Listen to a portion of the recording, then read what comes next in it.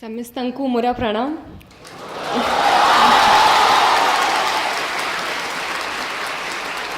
अपना माने किमती अच्छांती समझते। आज मु अपना मनंका गहनारे उपस्थित थिबारु बहुत खुशी माने करू अच्छी।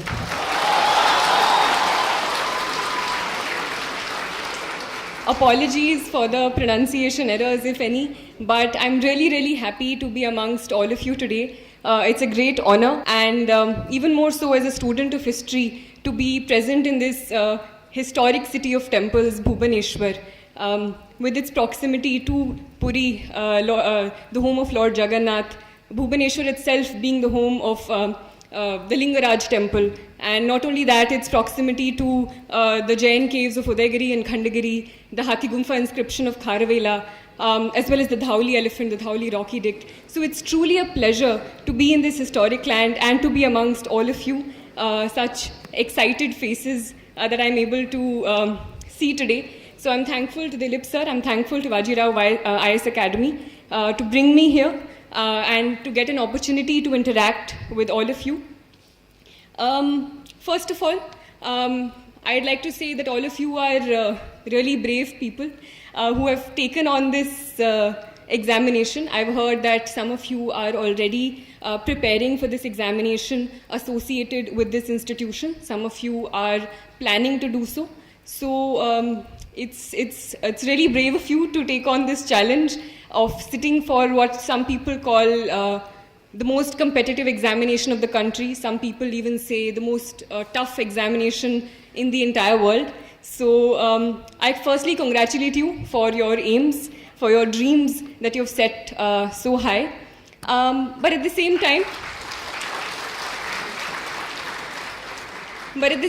I'm not going to lie to all of you. I'm not going to paint only a rosy picture. I'll tell you that it's going to be a tough journey. It's not an easy path. There will be ups and downs.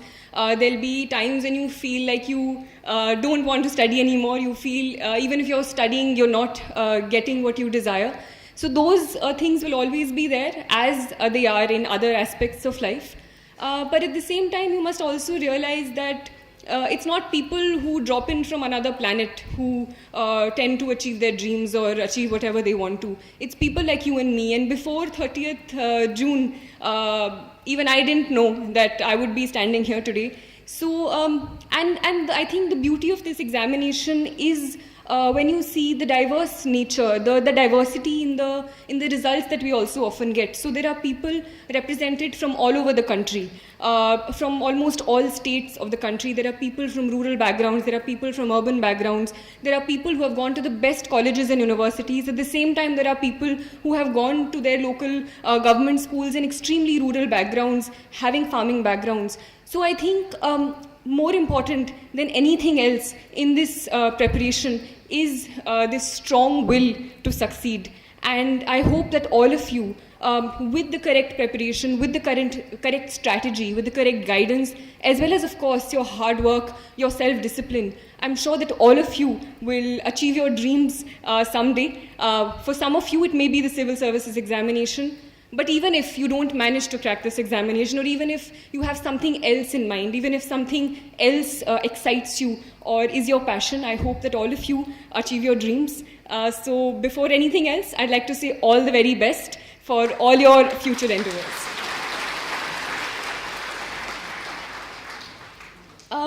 And I'm no one to come and give you success mantras or tell you. I'm also at the very beginning of my journey, so I'm not going to tell you success mantras as to how to succeed in life.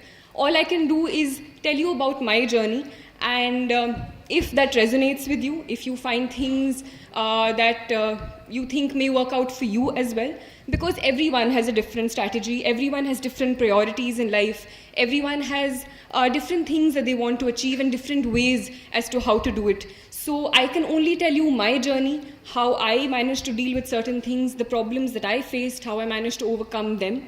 And all that I can say is, if you have decided to enter this examination, know why you're doing it, know what is your goal and what is it that motivates you, that is asking you to sit for this examination. Make sure it's not just external pressure.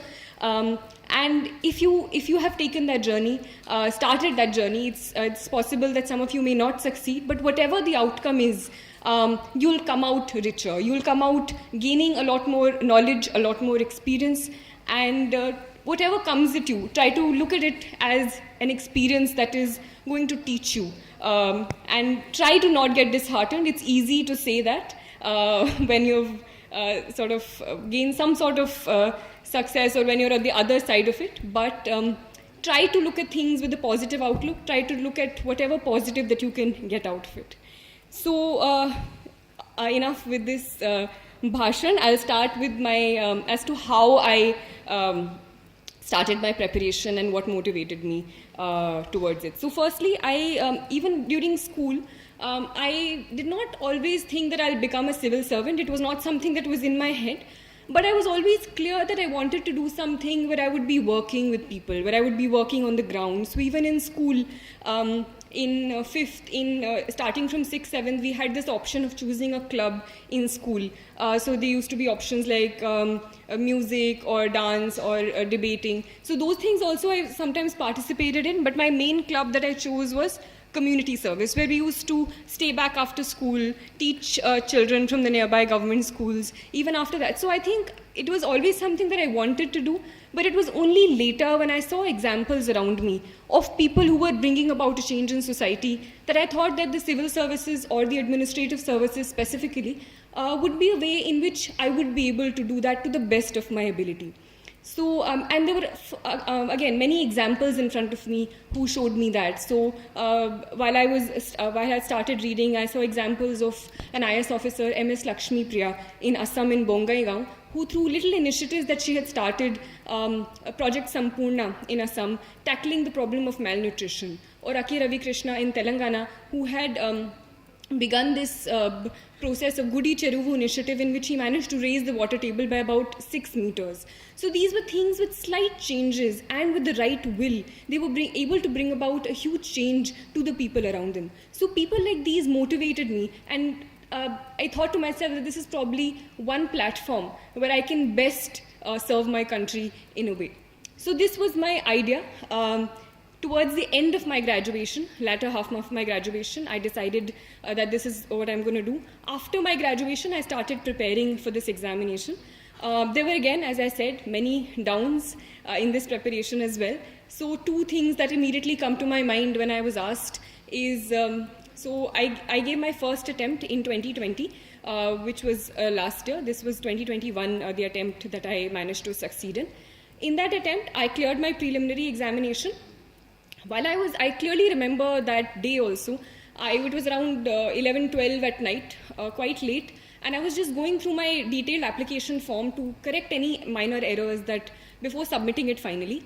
And I just realized that my medium for the mains examination, GS papers, the general studies papers, was Hindi. And I remember I kept staring at it for a really long time because I couldn't believe that it was Hindi. That, again, is an entirely different story, but we tried to go to UPSC many times and try to make that change again. There was some technical error due to which it had happened. I still don't know how it had happened. But the thing was that it had happened. There was nothing that could change it. And there were only two opportunities and 2 options available in front of me.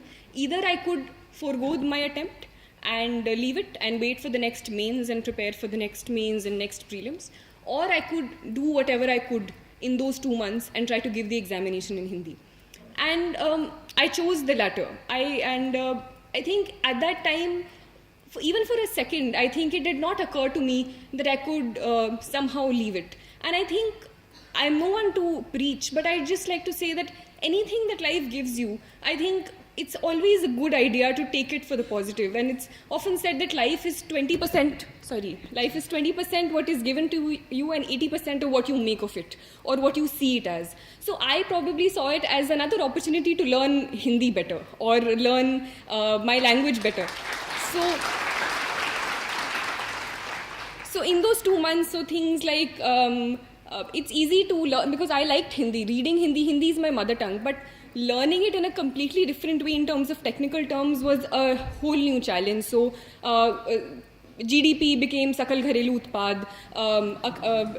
longitude and latitude became Akshansh, Deshantar, Ushnakatibandhiye, temperate, tropical. It was another challenge altogether, but it was also exciting. So I think it's how you look at it as well. That was the first this thing, and it's likely that you will fail also, or how you define failure is also another matter. So I missed the interview call by 1 mark, but I think I learned.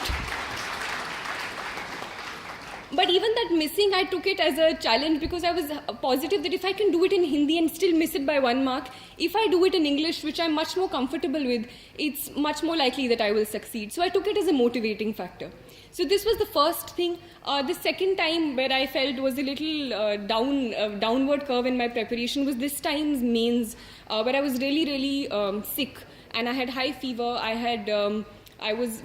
There was a lot of fatigue. So there was a point in time, two days before my optional papers, 2 days I couldn't study at all. I couldn't even pick up a book.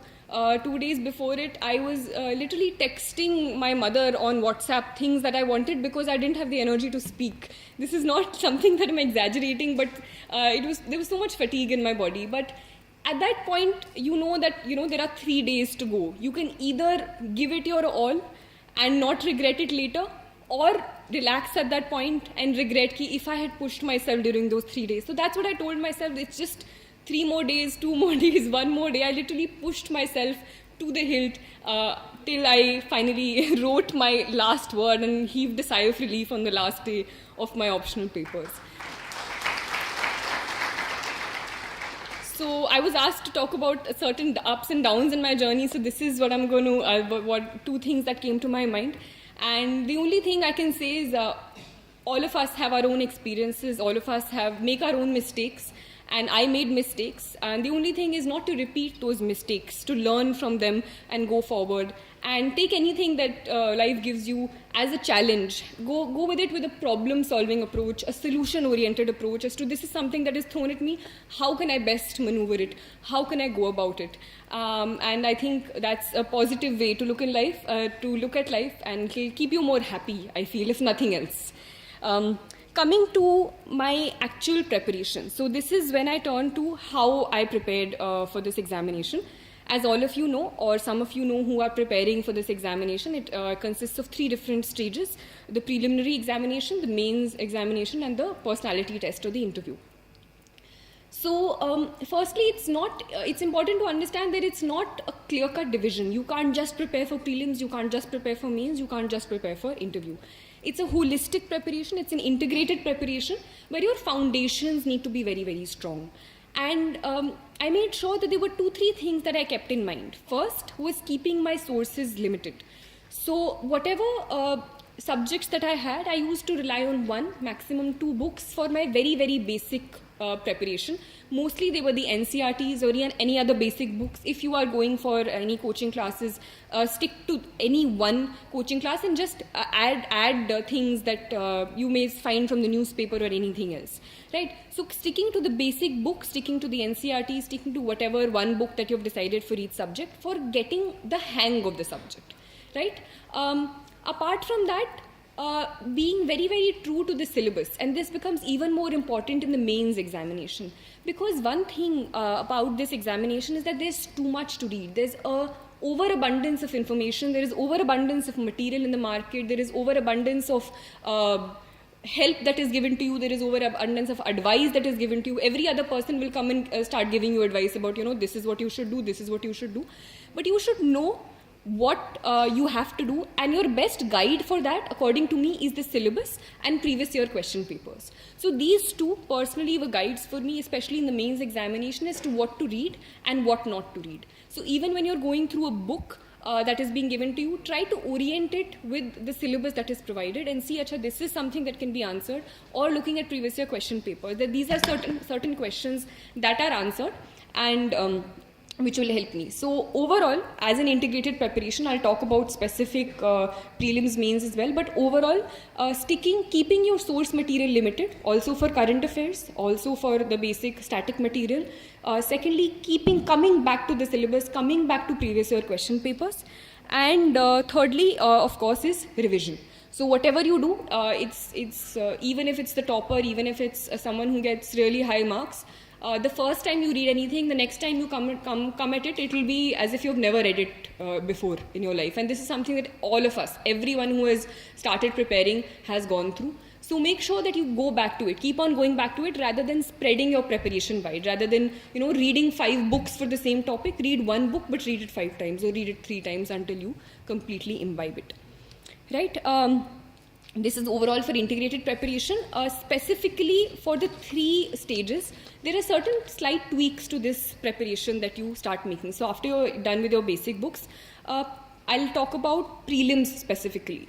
So while your basic preparation is the same, for prelims, I personally found it one of the most challenging phases of this examination as compared to the mains and interview. I found the prelims most challenging because I always felt that there was a matter of luck also involved in it. The questions sometimes were very random, but I think I still managed to clear it both times. And the reason, maybe looking back, at that time I was as nervous as any of all of you, but I again tried to stick to the basics. So firstly, the previous 3-4 months before the mains exam, before the prelims examination, I devoted mainly to prelims. At that time, mains preparation went into a backseat around 3 to 4 months. If you have not cracked this examination before, if it's the first time you're appearing, or if it's something that you regularly fail in, if you failed 2 prelims, then you can probably increase that time. You can go from 3 to 4 months, or even some people even take 5 months for complete prelims preparation.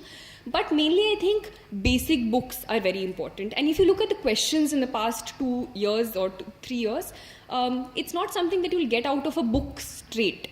But if you have an understanding of the concept, and that's where conceptual understanding becomes important. You should not read a book just for completing that book. I've read that book. The reading that book is not important, understanding it is important. So if there are certain concepts in, say, geography about folding and faulting of rocks, or science, some science concepts, or some economic concepts about macroeconomic theory, if you're not understanding it, go look at other sources, go and ask a teacher, go and ask a friend, go and look up something on YouTube, some small video that you find about it. Understand what it means so that you can better apply it in the prelims examination, because a lot of application based questions are being asked. So unless and until you understand the concept, you won't get it.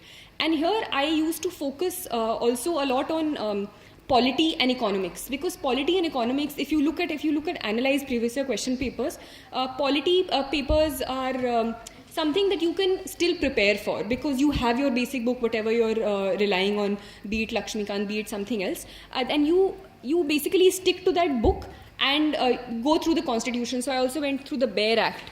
And if you have a basic understanding of all the articles, all that, it's likely that you can answer a lot of polity questions. Similarly for economics, current affairs is there, but more than that, understanding of what is monetary policy, what is fiscal policy will be fruitful in sort of answering those questions. So in terms of time and effect, or time and sort of results that come out of it, I felt polity and economy I used to give a lot of importance in, because I could rely on those subjects. Other things I felt were more random. So this was my personal strategy. Everything should be given importance, but these things you should not leave at all, is something that I'm trying to say. Make sure that your basic things and basic concepts are very, very strong. Secondly, for current affairs, so current affairs, again, I'll talk about it later as well, but for prelims, I used to rely on the yearly compilations. Any sort of yearly compilations of current affairs you get. Some people use monthly compilations as well, so whatever works for you, but make sure that you have one source, because current affairs is a sea of information, and once you get lost in it, some people go through daily current affairs, then weekly, then so just make sure that you have one source. Add on it from your newspaper if you read the newspaper. I used to stick to a newspaper as well. But for the prelims, I mainly used to rely on the yearly compilations, go through it 2-3 times. And because sometimes people give in a lot of time, and because the nature of examination is changing, you don't get that reward out of it if you spend too much time going through 3 different magazines of current affairs. Thirdly, after your base concept is done, and even in between also, once you complete a subject, try to solve questions of it. And for that, you can enroll yourself in any test series or take any questions from the market that you get. So a test series was one thing that used to help me in firstly completing the syllabus and understanding, this is something that if I used to complete economics, I used to go and solve a test of economics. if I used to complete polity. So it gives you an analysis as to how much, how well you have read the basic books. Okay. Apart from that, practice of not just test series but also previous year papers, because previous year papers are important in helping you understand the language of the questions, the nature of the questions, and also the nature is also sometimes that you don't get it from a book. So you also get the knack of eliminating questions or getting to know, Acha, this is something that I can do if something like that comes, or trying to find corollaries in other papers. So previous year question papers are really important. I often give examples of where even questions are repeated. So say a question on right to privacy being part of which fundamental right was a question that was repeated verbatim. Similarly, there was a question on economics that was repeated within a matter of 2-3 years. So it's a reward that you get. Similarly, questions on history. So last year, I think, the year before this, there was a question on Mongols. And someone who had probably gone back and looked up what the Mongols were when they came to India would have maybe been able to answer the question that came this year. So both here there was a question on Mongols with slight differences, and the other options, if one had analyzed, one could probably answer the question that came this year. So going back to previous year question papers, not only the question but also Google searching other words, other options, looking back at the subject is something that really helped me, which probably helped me get through prelims at both in both years that I gave this examination. So basic books, current affairs, test series practice, at least 3-4 months pehle to I used to do a lot of test series in the last 3 months. Before that also you can beech mein do if you want. It also helps you understand how many questions you want to attempt in the final paper. So if you have good accuracy, some people go for 80 questions or even less, or I personally went for a lot of questions. I went for 90-95 questions, but it depends. So all of that you will analyze when you're doing these test series and you're understanding which questions to attempt, which not to attempt, because negative marking also pulls people down. Apart from that, previous year question papers analysis, not only for practice, but I used to figure out things that I'll make notes of separately, which I couldn't find in any book. So in the previous year papers, if I'm finding a lot of questions on Buddhism and Jainism, and I'm not finding that specific content in a book, so I used to make 1 or 2 page notes based on Google search, based on going through a certain book, and revise them later. Similarly for maps, because maps is something that fetched you 5-6 questions sometimes. So going through maps, so I used to make a timetable before the prelims that every day for the last 2 months I used to devote say 15 minutes or half an hour to just the map questions, because you can't do all of them in one day.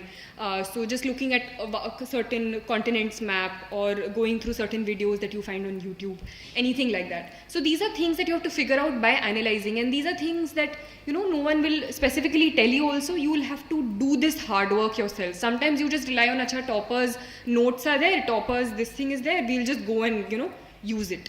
That process of going through it yourself is also important, even if you're taking toppers notes. So I used to take sometimes look at toppers answer copies or take toppers notes from certain sources, but making that your own as well, going through that, adding stuff on your own, regularly revising it until you make it your own is also important.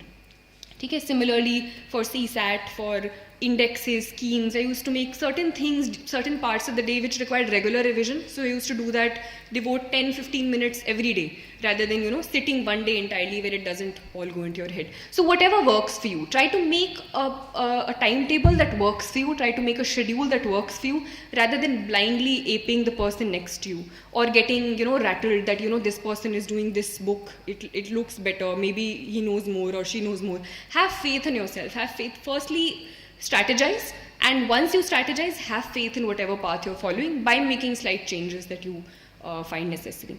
So this was my prelims preparation. Next comes mains, and within mains I'll talk about 2 main things as separate topics as well. 2 things which were important for me. One is answer writing, the second is note making. So for answer writing, I think there are a lot of things that are important, and I managed to get decent marks in my GS papers and my optional as well. And I felt one reason for that was also, looking back again I can say, is answer writing. I used to practice answer writing, and not just practice it, but analyze how I've written those answers and build up on them later as well. So, firstly, I think what is important is understanding the question, and this is it's a very easy thing to do, but lots of people don't do it. And I feel that if you just understand the question and answer what is being asked, half your battle is won. Because this is one of the challenges that I personally also faced in the early part of my preparation. And even in that time, when you're writing the examination in the mains hall, there are two challenges. One is content, you have to write good content. The other is time. The clock is constantly ticking on your head. So maintaining that balance becomes very important. Either you're writing really good answers, but you're leaving 5 questions at the end, which doesn't help because the competition is so much. Or you're completing it in the time limit, you're scribbling your way till the end, but the content is not good. So for managing that, only practice is the way, and not just practice, but correct practice. So firstly is understanding the question. There are certain keywords also used in the question: evaluate, analyze, this, that. And it's important not just to jump at the only word you know and start writing about it. It's important to understand why this question is being asked and cater to that as well. So say this time there was this question on evaluate the nature of Bhakti literature and its contribution to Indian culture. So sometimes when you don't know enough about Bhakti literature, you will just start writing about Bhakti. You'll start writing about Nanak, you'll start writing about Chaitanya Mahaprabhu, this, that. And half your page is done, then you'll write 1-2 points about Bhakti literature or something. The important thing is, even if you don't know exactly what, how, say, Bhakti literature, what the nature is, its contribution is, try to orient your answer according to the demand of the question. So start writing about Bhakti literature only. Start writing about, so I think in this paper, in this question, what I did also, I made, so although it's not required, but for visual presentation, I made this map of India slightly on the corner, and I jotted it down, jotted the different Bhakti literature across the map. On the map itself. So say the Bishan Pad or Mirabai's this thing, everything, Lal Ded's this thing, Abhangs in in Maharashtra and all of that. So even at a glance you could just see what those things were about. Then the nature of Bhakti literature. So look at the keywords, and this is something that I used to do. I used to divide the question based on the questions and on the words that were used. So nature of Bhakti literature, what is the nature? So say devotional, and then give an example. Try to give what you're saying and provide an example to it, so the examiner doesn't have to think too much. The examiner knows that, you know, this is what she means and this is how she's displaying it. So nature of Bhakti devotional, then poetic, so you talk about certain poetry compositions, then something else. Then the second part of the question was its contribution to Indian culture. So the contribution you think about, and when you make these headings, even if you didn't know the answer yourself, you start making links in your head also, such as what can be the contribution of Bhakti literature. It can possibly be to, bringing about this temple tradition, how these Bhakti songs were sung in the temples, how that created this thing, the musical culture that probably developed out of it. So these are things that you won't read, but you can associate with things around you. And sath mein you're providing examples about, say, Shankaracharya, and these are things that will come because we have things that we've seen in our homes, we've seen somewhere else. So if you just stick to the wordings in the question, what is being asked in the question, rather than coming back to only what you've read in the books, you know, Bhakti I read in that book, Nanak was written, Kabir was written, so I'll just write that. That won't fetch you marks. Understand what the question is, try to relate it with your environment around you, and try to answer those questions in that way.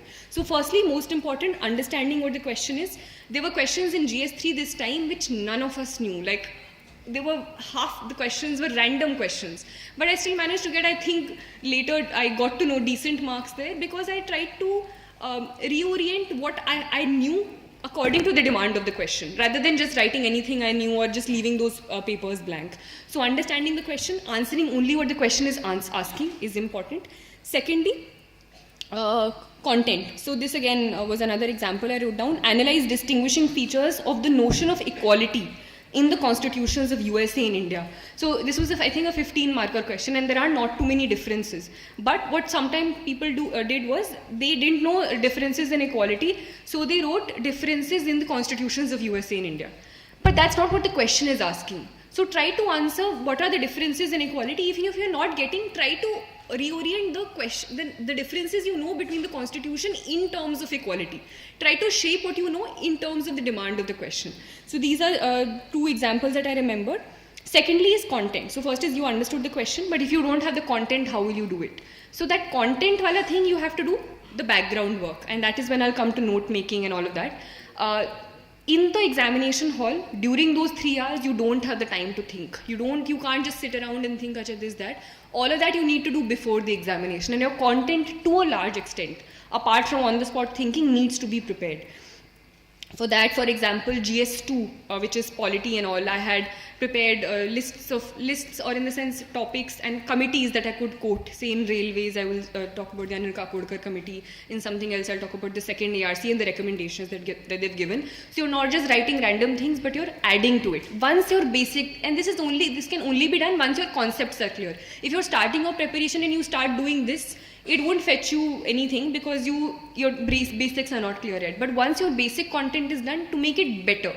So my aim was in answer writing this year to make my answer better from the person before and after me. And how could I do it? By adding content to it. So say committees in GS2, then GS4 is ethics. So I used to look at the newspaper, keep picking up examples and quotes and keep writing them down, keep using them in my papers. So GS4, there were committees. Then GS3, so for economics, some data that I found in the newspaper, or say recently a national health survey has come. So if a question on population, I think this time was asked. So talk about the data in that national health survey, talk about say the sex ratio, how it has changed. So it adds a certain value and you feel that you know what you're talking about rather than just, saying things in the air. It adds some heft to your answers. So content is something that you can work on before you're writing the paper, specifically for different papers, different things you can do. Thirdly, even if you have content, even if you have understood the question, a challenge comes in putting it on paper.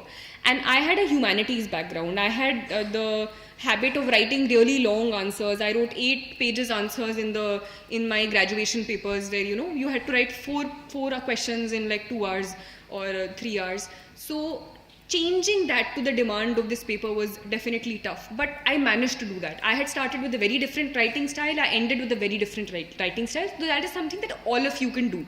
So I used to write in paragraphs. I used to write really long introductions, but I tried to press a lot of information later on in points. So before I was writing the paper, I used to think that, this is a problem, this is an issue that happened with me last time. I used to do this. So this time, I'll try to do at least this. I'll try to at least make the introduction only 2 lines or 3 lines. Or I'll try to introduce, if I could write only 3 points in my last paper because I was writing in paragraphs, I'll try to write at least 5 points this time. So these are things before I was writing, I used to tell myself and try to, implement it. So maybe you won't write 5, maybe you'll write 4, but next time maybe you'll make that jump to a 5. Next time you'll maybe make that jump to a 6. So these are things that you told yourself. In terms of structuring the answer, what I used to do was, I used to use subheadings. So things, like I said initially, evaluate the nature of Bhakti literature, contributions. So I used to write a short introduction about the Bhakti tradition and some quote or something in Sanskrit I wrote, I think, in the first introduction for this thing about Bhakti literature. How about it coming from the root bhaj, or to incorporate or something, involve yourself in the divine. I wrote that introduction. Then I made a subheading about nature of Bhakti literature. And I started writing from here. So the nature of Bhakti literature I wrote here. Then the points I started writing, leaving a certain gap. So in terms of visual structuring, it becomes easy for the examiner to see and understand, even if your writing is not good. Some people have that problem. But if you have it clearly divided, so if right here you're writing the heading, then starting from here you start writing the points 1, 2 and 3. If you have an example, I used to write it further to this side and make a triangle. So I used to write example and make a triangle there. So when you're looking at a paper, the examiner could see, she has used 4 examples because there were 4 triangles that were drawn. So this structuring is something that you will get over a period of time. I also looked at other toppers' copies. I incorporated whatever I saw in it. So using subheadings, underlining, starting writing in points. So you need not write very long sentences. You can skip out the a and the sometimes. Not that the person shouldn't understand only what you're writing, but you can leave out certain things. You can just write the basic terms. So points is something that I used. Subheadings, underlining. In terms of visual structuring, I talked about spacing. So spacing was something that I used. Maps, which I talked about in the first paper. Similarly, for geography. And these are things that you can't do in the paper because you can't think that much. So practice the India maps, practice the world maps. That is something that I used to do. And say for geography, I had 2 pages. I just went through all the NCRTs, picked up all the diagrams that I could use and do them on 2 pages. Similarly for economics, I was just going through the monthly magazines or yearly magazines or any other source that I found and just drew the charts or flow charts that I could draw. So there was this chart on financial inclusion, and I knew that if a question on financial inclusion came by chance, I could draw it and it could add some sort of value to my answer. So these are things that you drew before, and then before the examination you just went through them ki acha, this is something that I can draw. Towards the end, this is what you do. You focus on the committees, you focus on the examples, you focus on these diagrams. So these are things that you can directly reproduce in the paper if the question comes. Don't just do it just for the heck of it. Sometimes people do that also. Randomly they're doing diagrams, randomly they're drawing charts. You need to do it only so that it makes your answer better. Don't unnecessarily bombard your things with these visual things, but if it's making your answer better, definitely do it, because it adds some sort of diversity from the paper before and after you. And all of this is done, but more than that, it's practice. You can just do this one day and not do it later, and it will be of no effect at all. So this is something that you need to do on a regular basis. Every day when you're looking at the newspaper, you need to pick up examples. Every day when you're looking, every day when you're writing, you need to come back to the notes that you've made. That is important. So practicing, and more than practicing, analysis also. So sometimes what people do is they practice answer writing every day. They write 3 answers every day, 4 answers every day. I used to, apart from the test series, so the later test series that I joined, I also did practice within a group of friends, 3-4 friends we had. We used to practice previous year question papers and look at each other's answer copies and see, acha, your introduction is better. So this is, if this question comes, this introduction can be used, or this example is better, so I'll incorporate that there. So even if you're writing 3 questions, come back and analyze, acha, this is something that I could have added. This is something that was in my notes. So maybe if I could put it here, coming back to my notes. So that will take some time. It won't be ki, just wrote, closed your copy, next day wrote, closed your copy. That won't help at all. Practice plus analysis, and using that analysis in the next time that you write your answers. So that is something that probably helped me in my answer writing process. So this was my answer writing specifically. Apart from that, for mains preparation, the basic books you would have already gone through 3 or 4 times. And yeah, this is something that I forgot to say, but for me personally, prelims I at least made sure that I had done 3 revisions in those 3 or 4 months before of the basic books that I had, or whatever thing that I was following, whether be it Spectrum for history or anything, or the NCRT for geography. I used to make at least 2-3 revisions. It depends on you, how much you've read that paper. If you're doing it for the first time, maybe more, maybe less, but just to make sure that it sticks in your head. So those revisions you've already done before.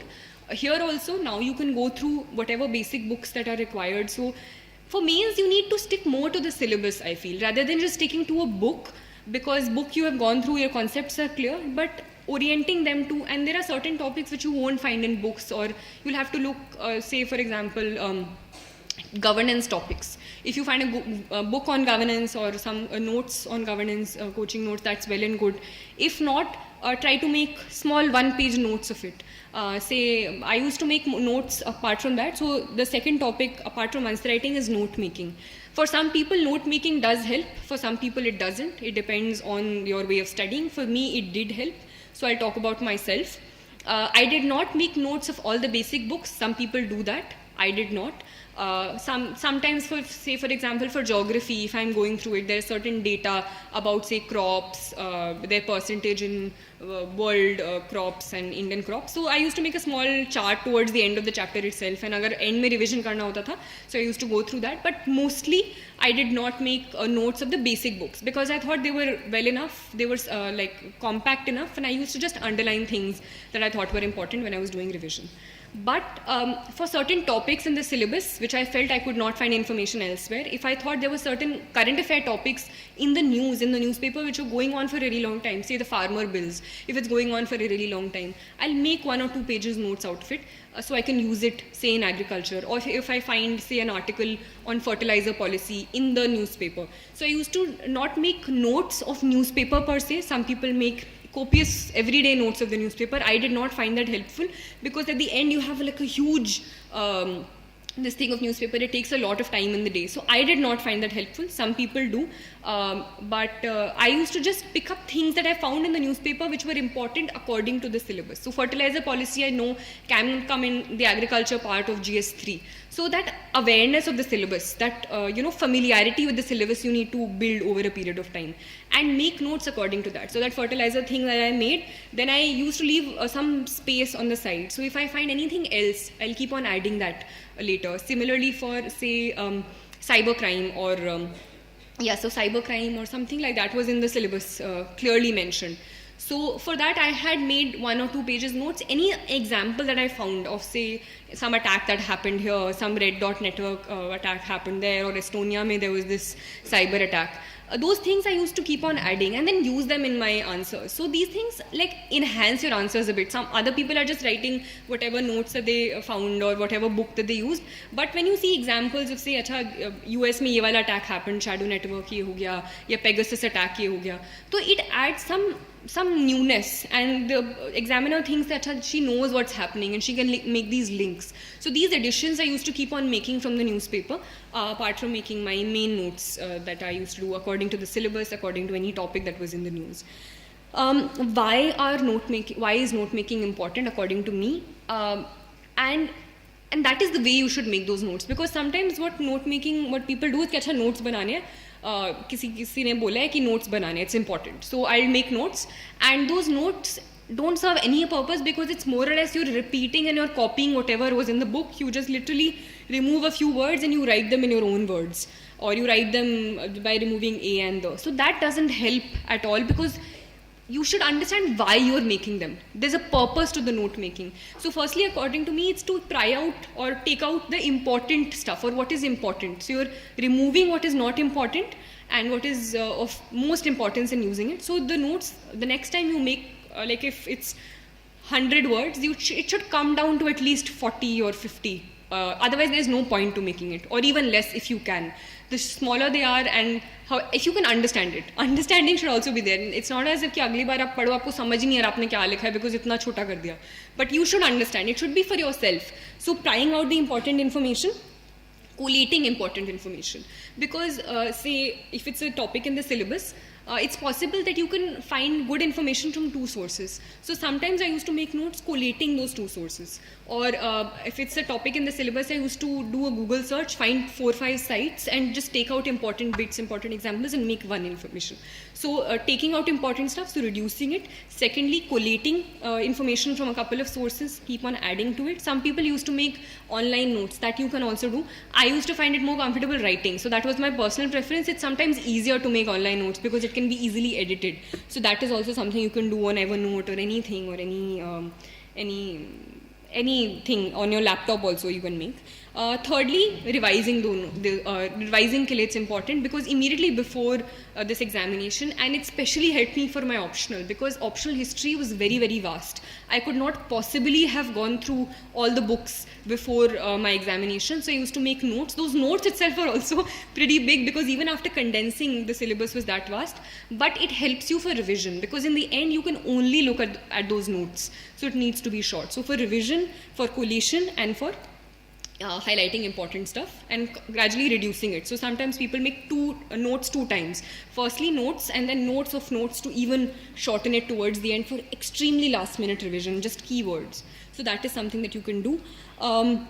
Which books and which areas you're making notes of, you need to decide. No one else will tell you according to your needs. Secondly, they need to be crisp, I've already told you. And thirdly, they need to be oriented to the syllabus. Don't write random stuff, they need to be oriented to the syllabus.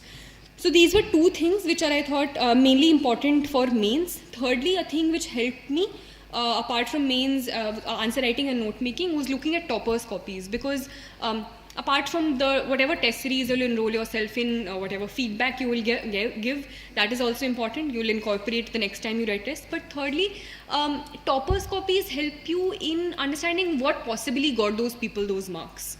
Right? So it's possible that you may not like one person's copies or another person's copies, but out of a group of 5 or 6 that you can explore, there'll be 2 or 3 things that you can incorporate. And sometimes people don't understand what's going wrong. People are giving attempts after attempts, they're not getting good marks. And that's because mainly keep on sticking to the things that got them those marks. So it's important to get out of that cocoon, look at what other people are doing, and possibly learn from anything that is being given to you. So in that way, toppers copies of certain subjects, of certain examples that I used to find in ethics copies, I used to, a quote I found, so I used to use that. An example I found somewhere else, I used to use that. Structuring of answers, those things also, I think you can, they're all easily available. You can go through them and add to your answers in any way. Next, preparation for current affairs. So this is again a question that is regularly asked. How do you prepare for current affairs? There's too much to do. I personally relied mainly on the newspaper. So the newspaper was my companion throughout the entire preparation, and I personally felt it helped me a lot. Some people do not so rigorously rely on the paper, they use other avenues. But I personally relied on the newspaper. It helped me a lot for my mains preparation. It helped me, I think, in a subconscious way for my prelims preparation also, because there are concepts, things that you're constantly reading which go in the back of your head. I did not make notes for it for prelims, but I made notes for it, as I had already told you, for my mains.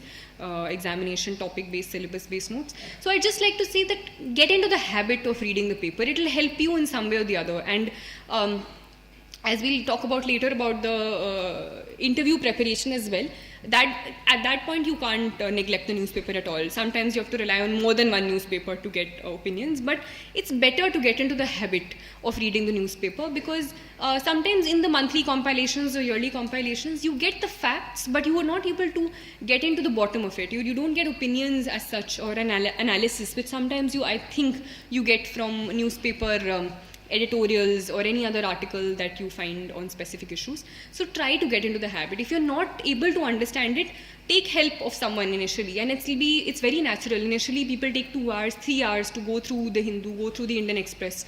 So it's absolutely fine. Take that time, but over a time cultivate a habit of reading only the important parts. You can leave out the political bits for the preparation. You can leave out certain other things. And if you orient yourself to the syllabus, you'll understand what to read and what not to read. So the newspaper I used to follow, I used to keep adding to it, adding examples, adding notes to my mains notes that I was making. Secondly, my other source for current affairs was the yearly compilations, which I used mainly for the prelims. For the mains, what I used to do was, apart from my mains notes, I used to just go through indexes of the magazines sometimes and just add. So any sort of magazine that you're using, there are too many available. So any magazine that you're using, I used to just look at the index. Anything which was missing in my notes, I used to use that. So use it according to how you want to. So yearly compilations for prelims, and thirdly, my notes. So my notes I used to make, and we had made a certain group also, a self-study group, 3-4 people. We used to divide certain topics, make notes of them, and use them towards the end. So that was my strategy for current affairs. My only advice is keep it limited. Don't, because there's a lot to go in read in current affairs, stick to any one source and believe that it will work out. Because self-belief is also very important in this examination. Self-doubt is one of the biggest things that you face at every level. You're all thinking, this book is not good enough, my preparation strategy is not good enough, this particular coaching or anything. You're always questioning yourself, but just have that self-belief that whatever you've chosen is going to get you there if you have, the correct reasons, the correct strategy, and your materials, basic materials are right. Then was my strategy for optionals. So optional, firstly, is the choice of choosing your optional. So according to me, some people have asked me, how do you choose your optional? And some people had thought that history was not a scoring optional initially. So I was also told, even if you have history as your background, try to change it. Some people have changed it already because, history is not that scoring. And maybe you take sociology, maybe you take something else, you'll get more marks. So I personally think that this is not true. There have been people from all different sources and different optionals who have got marks. There are people in the top 20 from economics background who have gotten marks, from from Hindi literature, from sociology, from political science, from medicine. So these are things that, people say that economics may don't get marks, history may don't get marks, medicine is very, very vast. So just make sure that whatever you choose as your optional, you have an interest in it. Because an optional, you have to put in a lot of hours. You have to, consistently read those things, read extra books, write answers. And that will not be possible if you don't have interest in that subject. So first and foremost, make sure that you have interest in the optional that you're going for. If you're, say, from an engineering background, which some people say that, they have a problem with, because, say, I had history as my background. I did my graduation in history, so I took history. I was comfortable with it. I had an interest in it. If you are not from any of these backgrounds, if you don't want to take any sort of engineering as your optional subject, what you can possibly do is just go through roughly the books of all of these things. Just roughly go through sociology, go through history, and see where you find yourself, more comfortable with. Secondly, apart from interest, is material and guidance of a certain sort, because I feel each option has a slightly different strategy and slightly different things that you need to keep in mind. So any sort of mentor, any sort of person who has cleared the examination in that subject, you can ask that person, ask another person for its pros and cons. So take every optional, see its pros and cons, see which pros you can work with, see which cons you can work with, and then come to an optional. For history, my personal challenge in history was, even in this year, even I was very, very jittery even before I was giving my final optional papers, was the vast syllabus. So I think that was a personal challenge that I had, balancing it with my general studies preparation. That time management, again, you have to figure out yourself. Before the mains, I used to divide mostly my day into half. Sometimes that half, more than half, was given to history, and at the end I still wasn't very happy with the revision that I'd done of history. So it's just, I think what maybe helped was my note making. Even in the last day, even in that 1 hour, there were certain things that I hadn't done, so I revised. Because I had short notes, I revised in the 1 hour that was given to me between the two papers, so that also I could use in the last thing. So note making really helped me, according to me. Practice, revision of those notes helped me. So that, I think, worked out for me in history. I had a certain love for the subject, so that sort of background also probably helped me. So strategy for optional, I feel, depends from subject to subject. So if you have, and I think we'll have a interactive question answer session at the end. So if you have any specific questions that you would like to ask about my optional or any other thing, you can ask, because each optional, I feel, has a different strategy. And basically time management, I think, so which comes to the next topic as well. Time management is crucial in this examination, and even though these things may seem the most boring, time management, revision, all of this, but I think these are the things which actually work out in the end. And that time management can be different for different people. Some people, can study for hours at a stretch and not get tired. Some people do need those regular breaks. But whatever it is, make sure that you're accountable to yourself. Make sure it's not external accountability. It's not, you don't have to be accountable to your parent who's saying, Acha, padu. But make sure that, this is something. For personally, what I used to do was, I did not have very clear-cut, timetables in the sense कि अच्छा इतने घंटे ये पढ़ूंगी, इतने घंटे ये पढ़ूंगी. Roughly timetables I did have, but morely it was in terms of कि अच्छा इस हफ्ते तक ये खत्म हो जाना चाहिए. अब वो कैसे भी मेरा खत्म हो रहा है. If there were days when I did not feel like studying at all, I used to completely put away my books and chill in the true sense of the word, or do anything. But when I used to study, I used to do it with my, literally tan and man, and not think about anything else. So those things, those ways of studying, you need to figure out yourself. Ways of taking breaks, ways of motivating yourself, you need to study, figure out yourself. There are too many distractions in today's day and age. So some of my friends completely cut off from all social media. That also works for some people if you have the will. For others, for example me, I did not completely cut off from social media, but I did not use it, say, for long hours a day. I used to sometimes keep my phone away or use it very sparingly. So if you think that you cannot use your phone, so ask your friend to, say, keep it away for 3 hours or 4 hours, and tell yourself that if I complete this, I'll give myself, this break or this reward where I can use it, say, for whatever purpose, and then come back to it. So figure out ways where you can do this yourself, and whatever works for you. But make sure that there is an inner sense of accountability. You are the only one you are responsible to. You are the one who has chosen a certain goal for yourself, and it's your responsibility to complete it. So that is something that must be kept in mind in terms of time management. But time management is important. You cannot ignore it. You need to know when to complete the syllabus, when you'll start preparing for your answer writing, when you'll start preparing for mains, when you'll start preparing for prelims. So 3-4 months before, I used to stop preparing for mains before my prelims examination. Before that, initially, after my prelims examination, the early few days I used to keep for ethics. Then I used to start preparing my optional strategy. So those things that I think you have to figure out yourself according to how you work and how well you can balance things. And revision again. Revision is important at all stages of the examination, be it prelims, be it mains. Then I think thirdly, we've talked about prelims, we've talked about mains, we've talked about optionals. Now we come to the interview part of the preparation. And I think it's still a faraway thing because I believe that some of you and most of you have started beginning your preparation or are thinking of beginning it. But as I said, it's an integrated preparation. The only thing I think in terms of current affairs that becomes different for the interview is that you have to have opinions also of things. You can't just know the facts. You need to know causes, you need to know consequences, you need to sometimes defend what is happening. You can't just get away by reading monthly magazines. You need to read the newspaper. You can look at, so in terms of opinion formation, some things that I would suggest, some people have a problem talking or feel that you know stuff, but you can't say it out loud in a group of people. Some people are shy.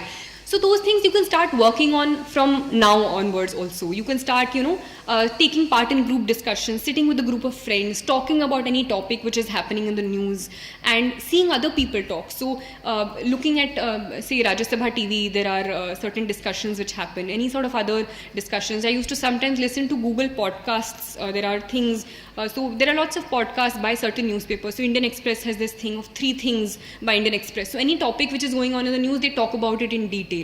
So listening to these things, having those discussions with a group, so you get out of this inhibition of not wanting to speak. And don't be afraid of saying out the wrong things, because among friends, this is the only place you can, or among, say, teachers, this is the only place you can where you can correct yourself. So even if it's far away, these are things that you can start doing. It will even help you develop your personality in the long run. So start having these group discussions. If you think that you feel shy speaking, try to talk in front of a mirror. Some people are advised to do that if they are not comfortable doing that. So firstly, in terms of content, read newspapers, develop opinions on things, have discussions, look at videos, hear podcasts, try practicing these things, try practicing answering questions. Apart from that, the detailed application form that you get, that you fill towards the end. There are certain sections for hobbies, there are certain sections for things that you've done in school. So every single word you need to start, you need to prepare for. I think for that you can, think about a little later, but I'm just informing you. Let's say you're from Odisha, so you'll have to prepare about the state, about the sex ratio, the cultural importance of the state. All of those things you will have to prepare for. You might be asked questions about that. So the detailed application form. In terms of hobbies, some people are asked, how do you develop hobbies, or can you make up hobbies? So I would suggest that don't make up hobbies only for the application form. Try to cultivate those hobbies from the beginning of the preparation, or just like I think generally also. I think there's not only studying which is there to life. There are things that you should develop a personality of a certain sort. Engage in whatever, be it a sport, be it any activity, be it any craft, singing, dancing, anything. So that I think it also gives you a break, because as much as I'm standing here and talking now, it's a very strenuous process. It's physically draining, it's mentally draining, and you need these an off time also in between. So cultivate a hobby from early on also. Even if you want, it'll help you in the interview. Think of it as that also. But generally also, I think it'll help you if you develop something apart from only studying.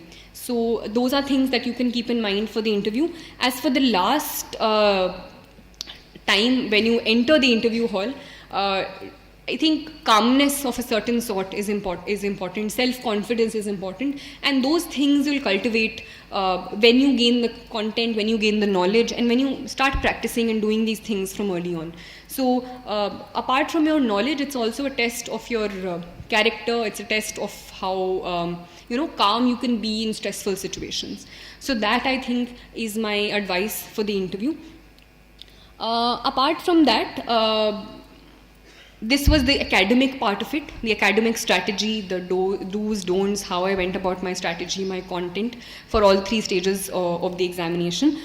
Apart from that, I think you need to understand and ask yourself why you're giving this examination. And setting a goal is important. So I believe that some of you are preparing. There are maybe some of you who are who have certain other goals in mind. So just make sure that you set your goal for yourself, whatever you want, and ask yourself why you're doing that. Because that is something which will sustain you throughout the preparation. And motivation is something that you have a dearth of at times. The results have come or something happens, everyone is pumped up, you think, I'm going to get a top 10 rank, I'm going to get a top 20 rank. 1 month goes away and that motivation goes down. So that motivation should be internal. You should know why you're doing it, because when there are those down times, when you're down in the dumps, when you're questioning yourself, you need to come back to why you started in the first place. So that, I think, is the first and foremost, most important thing, that inner motivation, why you're doing it. You need to be very, very clear. If you're not doing it for the right reasons, it's probably good to step back. But just remember why you're doing it. So setting your goal, once you've set that goal, it'll also give you the motivation to work hard, because even though there are different strategies, different ways of reaching your goal in this examination, you have to work hard. There's no way working around it. Whether you're doing it by slogging 18 hours a day, whether you're doing it by doing 8 hours a day but doing it consistently, you have to work hard. There's no easy way out of it. It is a very, very tough examination. Let me not mince words. It's a very highly competitive space as well.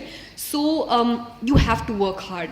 But that motivation that you get by getting to know, the way that you can serve the country, or the avenues that will be available for you in terms of ways you can contribute to people around you, that is a big enough motivation to keep you at it for those long hours. So hard work is very, very important. However much you try to run away from it.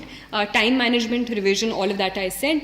But also, hard work can also be in various ways. You can work hard at doing certain things and still not get the desired results, because maybe you're not going with the right strategy. So apart from hard work, that hard work should also be in a certain direction. And that is where there is an importance of guidance, of mentorship of a certain sort, of knowing the direction where you're going. So make sure that however you work around that strategy, be it through mentorship in a coaching institute, if you're choosing to do that, or a mentor that you have around you, or a person who's cleared the examination, or if there are other sources as well.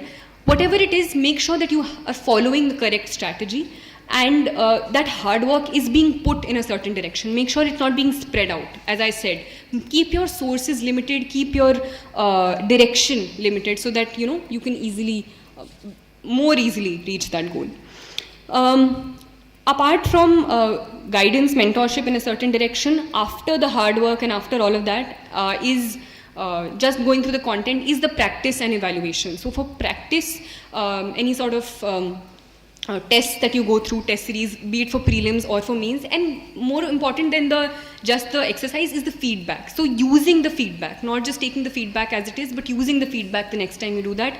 Self-evaluation as well. So there is an external evaluation and self-evaluation in terms of how much you've improved in the past 1 month, things that you need to work on, things that you think are done, and focusing on the things that you have left out.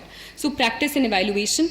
And things that are not talked about, apart from the academic part, is the emotional balance and emotional stability that you need to maintain.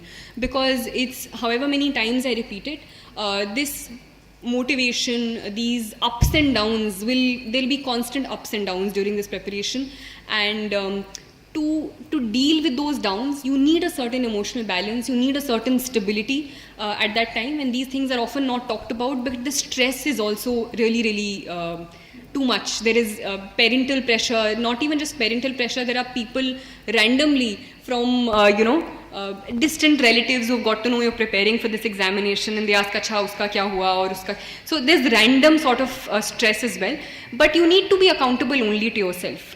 right? And so coming back to yourself, so what I used to do when I used to be stressed at times, or I thought, so there are different things for different people. So whenever I used to feel stressed, I used to take really long walks in the park or any sort of nature thing that I wanted to do. I used to eat some of my foods, the nice foods that I liked, some of my favorite foods, I used to order them.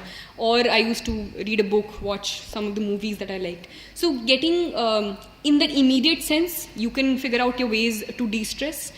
In the long term, I think you need a positive environment around you. So a positive group of friends sometimes helps to push you, even if you're coming down. So I was lucky in that sense. Thirdly, obviously, your parents are a great source of support. So for me, I was lucky enough in that regard as well, where that positive push was always being put. I was never made to feel that pressure of not performing or not doing well enough.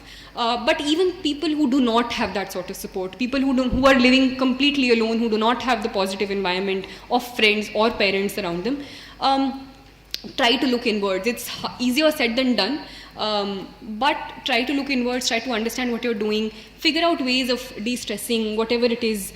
Try to understand what your priorities are in life, how you can, try to achieve them. So those are things. And I think most importantly, I feel what gives you an inner sense of satisfaction is giving your 100%. And let's not mince words, the success rate in this examination is very less. So there are a lot of you and lots of people who give this examination who will not succeed in this examination. But that does not mean that you do not succeed in life, because there are various other avenues in which you can give back to society. I have friends who have exhausted all of their attempts but are doing very, very well in other aspects of their life. So as long as your goal is set in terms of what you want to do, there are various ways in which you can serve people around you. Make sure that if you've chosen to give this examination and it's something that you want to do, make sure that you give your 100%. So at the end, there'll be no regrets. Even if I did not clear this examination this time, I would definitely have been sad, I would definitely have been heartbroken, but at the same time, I would have been content with myself that I did all that I could.